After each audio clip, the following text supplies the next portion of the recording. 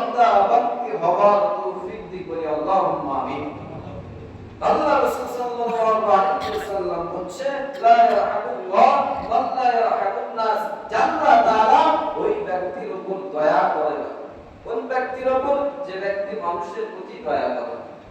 নবী জানাচ্ছে আমার উম্মতেরা, মানুষ যে মানুষ হয়ে মানুষের প্রতি দয়া করবে না, আল্লাহ তার প্রতি দয়া করবে না। সেই জন্য আমাদের করণীয় আমাদের বিবি বাচ্চা সকলের প্রতি দয়া করা, নিজের স্ত্রী বাচ্চা সকলের উপর দয়া করা। আমরা যে কাজ কাম করি, আমাদের চলাফেরা, সমস্ত মানুষের সাথে আমাদের ওঠা বসা হয়, সবার প্রতি যখন দয়া করবে, কোন মুমিন যদি কোন মুমিনকে সাহায্য করে, ওই সাহায্যকারীর ব্যক্তির আল্লাহ তাআলা সাহায্য করে। সুবহানাল্লাহ।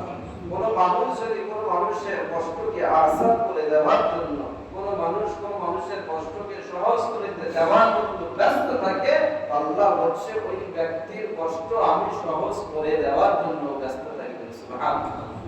সেই জন্য আমরা মানুষের প্রতি দয়া করব।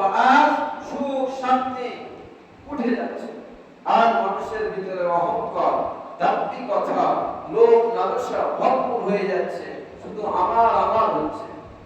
অনেক মুরব্বী বলে, বেটা ভুলে যাচ্ছ আমার, এখন একটা সময় হবে, সব হবে সরকারি খামার, আর তুমি রবে ওই কবরে, কিছুই দেখতে পাবে না। মানে মুরব্বীর মুখ থেকে শোনা, বয়োজ্যেষ্ঠ লোক, শুধু আমার করে যাচ্ছ, শেষ মেশে সব থাকবে কি খামার? আরে বলেন না, সরকারি খামার। তো যাই হোক, আমরা একে অপরের প্রতি যখন দয়া করব, একে অপরের প্রতি যখন ইহসান করব, তখন আল্লাহর খাস রহমত আমাদের উপর বর্ষিত হবে। আমরা মুসলমান, এক মুসলমান যখন অপর মুসলমানের সহযোগিতা করবে, তখন আল্লাহ তাআলা এই মুসলমানের ডাইরেক্ট সহযোগিতা করবে। সুবহানাল্লাহ।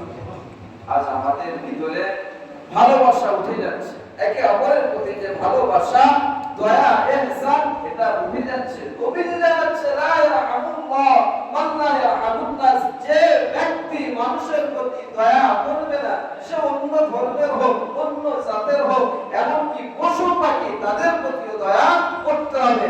আমরা যদি দয়া তার থেকে দূরে সরে যাই, মানুষের প্রতি যদি দয়া না দেখাই, তাহলে আল্লাহর দয়া আমরা পাবো না। এইবারে চিন্তা করে দেখেন, যদি আল্লাহর দয়া না পাই, আল্লাহর জান্নাত পাবো? কোশ্চিন কালে পাবো না। তাহলে আল্লাহর দয়া পেতে হলে সকলের প্রতি কি করতে হবে? আরে বলেন না, দয়া করতে হবে। এক মহিলা, বুখারী শরীফের হাদিস, এক মহিলা একটা বিরাট ছানাকে বেঁধে রেখে দিয়েছে। মহিলা নামাজ, ফরজ, মুত্তাকি, রোজা ফরজ সব রাখে। তো নবীজির কাছে জিজ্ঞেস করছে, ইয়া রাসূলুল্লাহ, মহিলাটা একটা বিড়ালকে বেঁধে রেখে দিয়েছে, তাকে খানা পিনা দেয়নি, ছেড়েও দেয়নি, যাতে বিড়ালটা চতুর্দিকে ঘুরে তার গুনাহ পালন করবে। সে সুযোগও দেয়নি, মহিলাটা তাকে বেঁধে রেখে দিয়েছিল। এর ফলাফল কি হবে? নবীজি বলছে, ওই মহিলাটা জাহান্নামী হবে। নাউযুবিল্লাহ। এই মহিলা জাহান্নামে, একটা বিড়ালকে কষ্ট দিয়েছে, বেঁধে রেখে দিয়েছে। সে ভালোই নামাজি, ভালোই রোজাদার, ভালোই মহিলা, কিন্তু এই বিড়ালটাকে কষ্ট দিয়ে যন্ত্রণার সাথে মৃত্যু দেওয়ার কারণে, মেরে ফেলে দেওয়ার কারণে ওই মহিলা জাহান্নামী হয়ে যায়। আর এক মহিলা, বাজে মহিলা, রাস্তা দিয়ে যাচ্ছে, মরুভূমি জায়গা দিয়ে যাচ্ছে, দেখছে খুব পিপাসিত হয়ে গিয়েছে, যাওয়ার কারণে দেখলো পানি পান করতে হবে, গিয়ে দেখছে একটা হাউজ আছে, কুয়া হয়েছে, নিচে নেমে পানি পান করেছে, করে আবার উঠে যাচ্ছে, যেতে যেতে দেখছে এক আল্লাহ ওয়ালা অপরাধী কুকুর জিহ্বা পার করে হাঁপাচ্ছে, নিঃশ্বাস নিতে থাকছে, মনে হয় যেন মরে যায় তাই ভাব। কুকুরটা, মহিলাটা দেখে মনে করছে কিছুক্ষণ আগে যেমন আমার পিপাসা লেগেছে, আমার গলা যেমন শুকিয়ে গিয়েছে, আমি যেমন তৃষ্ণার জ্বালায় ওই হাউজের মধ্যে, কুয়ার মধ্যে নেমে পানি পান করে এসে তৃষ্ণাটা নিবারণ করেছি, আমার মনে হয় এই কুকুরটাও সে তৃষ্ণার কারণে তার জিহ্বা বাহির করে হাঁপাতে থাকছে। অর্থাৎ এই কুকুরটাকে পানি পান করাতে হবে। এও আল্লাহর সৃষ্টি, এও অবলা প্রাণী, কথা বলতে পারে না, একে আল্লাহ তাআলা সৃষ্টি করেছে। অর্থাৎ মহিলাটা সেই হাউজের মধ্যে, কুয়ার মধ্যে নেমে নিজের চামড়ার মোজা খুলে তার মধ্যে পানি তুলে ওই কুকুরটাকে খাইয়েছে। কুকুর কুত্তাকে খাওয়ানোর কারণে, এই কুকুরের প্রতি দয়া ইহসান দেখানোর কারণে আল্লাহ তাআলা ঘোষণা করে দিচ্ছে ওই মহিলা জান্নাতি চিৎকার মেরে বলছে সুবহানাল্লাহ। আর একটু আওয়াজ দিয়ে বলেন না সুবহানাল্লাহ।